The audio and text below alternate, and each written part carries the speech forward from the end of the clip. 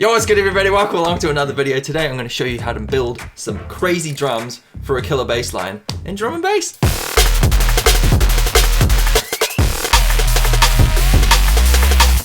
First things first, you obviously want your bass line, whether you've made it or you're using a loop or whatever. For this instance, I'm going to be using a loop from one of my packs. So this is the bass we're going to be working with.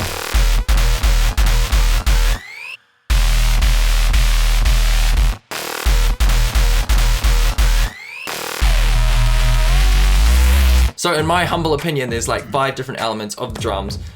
Kick, snare, cymbals, breaks.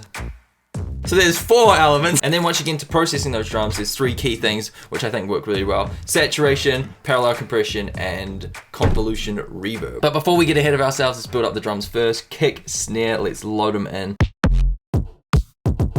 I reckon that's a good one to start with. Could use that one as well. If I was just to do the classic DNB kick snare.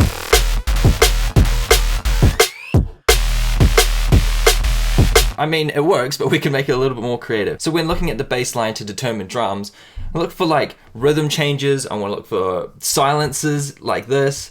I want to look for different bass switches, and then I'm going to dictate how the drums are going to be based around those different things. So if we just look at the rhythm of this bass, a little bit of 4 on the floor. Switches up the rhythm there. For the 4 on the floor, definitely kick here for this bass, switch it up into the snare. How I originally wrote this was just snare on every beat because it just like... But I'm going to do something slightly different today. I'm going to still have the snare on the 2 and 4. I'm going to insert the kick with the silences, so here and here and here. We'll see how it works. That kind of works, kind of in the gaps there. I'm going to turn this down a little bit because it's right before another kick in that gap. We could have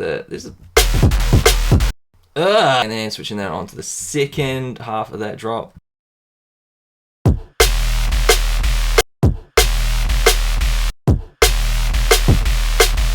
Nice and easy. The breaks and the cymbals are definitely going to come in clutch for that. Speaking of, let's add some cymbals. If we think of this like real drums, it's a kick on the 1, first bass, then switches into a different. We could load up an open hat on the first. A little bit of a fade there, so it's not too punchy. Kind of works. Anyway, back into the closed hats. I'm going to go on the 8ths.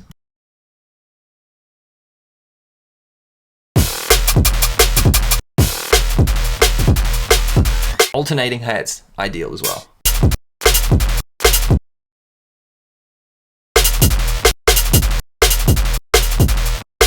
Yeah, there we go.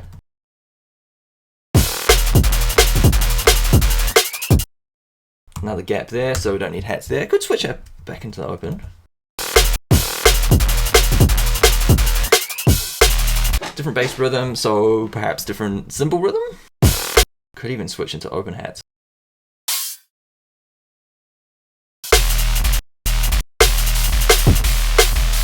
Alright, they kind of sound MIDI, so we can fix that.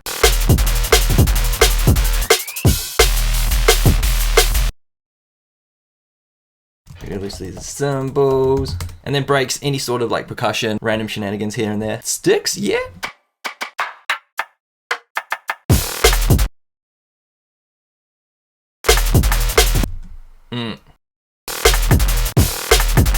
Keep forgetting about that second bit. You're gonna have to change that up again.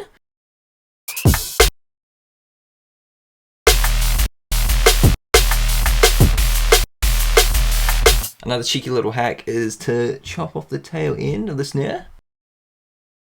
New channel, kind of build a new snare with that.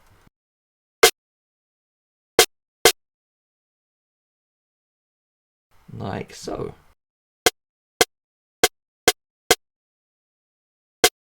And also gonna play with the volumes with that as well.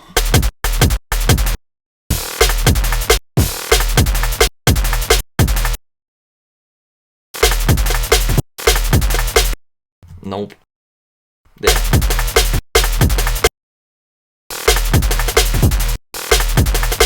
Remember not to interfere with kick and snare on the same time. I mean, you could go for that if you wanted that, but a fast DNB, not really ideal.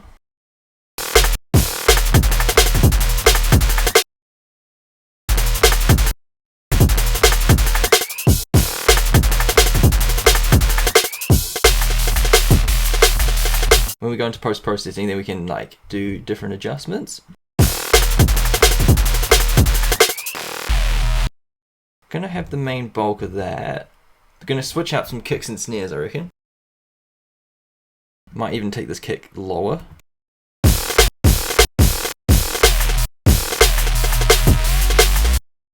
And maybe the fast breaker.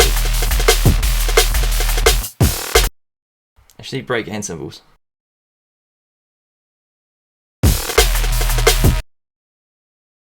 And a completely different snare.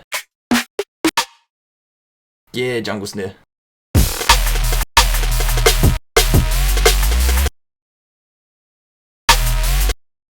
Maybe a little break thing there.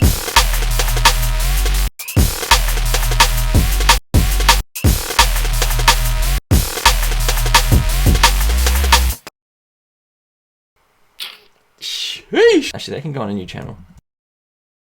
Maybe where it's too punchy for that. Alright, that's roughly the structure. It's time to group it all into one big channel.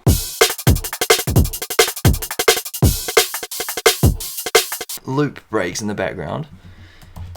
Just give it a little bit more variety. Something like that. There's some fast drums as well. Anyway.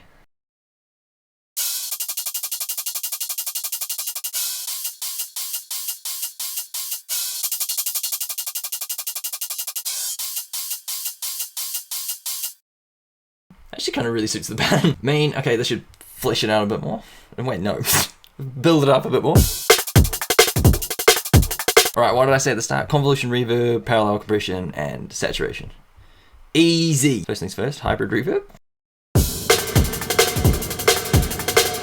Literally decay down. Size down. You kind of just want to put it in a room and then we'll play with the dry wet and see what happens. Actually sounds kind of decent to start with. That sounds sick.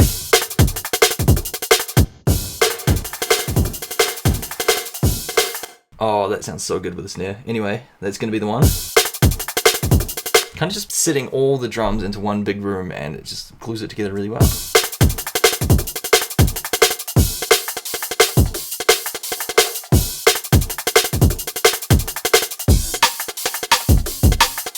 Parallel compression, yeah! Slam it, slam it, slam it, slam it. Okay, can't hear anything. Sounds great. The key is this 50% or less. Maybe less. Once again, squishing it all together. All that glue. Saturation next up, or lastly.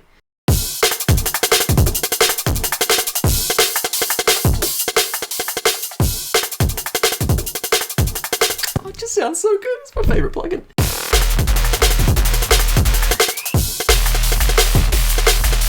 What can we hear? The cymbals are way too loud.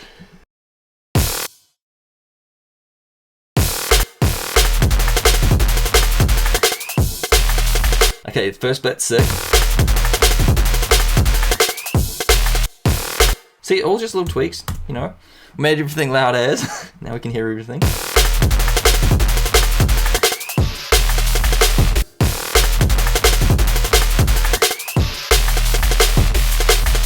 We could even do something incredibly cheeky. Switch the tail end of the snare. There we go. Stop it. What the fuck is that?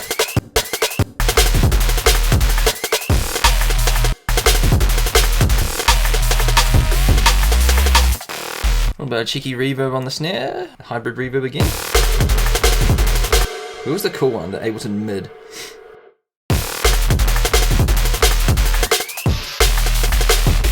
Well, these cymbals are so mono, I would make them wider, so...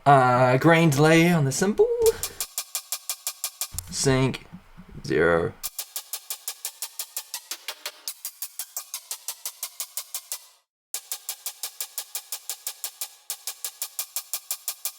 We got this a bit wider.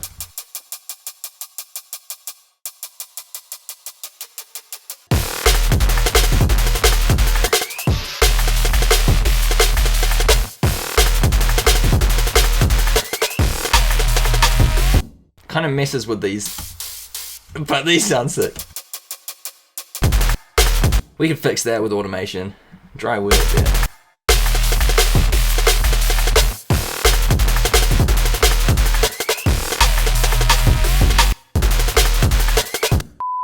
And that is that. Yeah, just dissect the bass, look for rhythm changes, bass changes, gaps, and then build your drums around that. Start with kick and snare, add some cymbals, break to help dictate the movement and flow. Classic 3 in the group, convolution, reverb, parallel compression, saturation. Can't go wrong. That turned out freaking sick.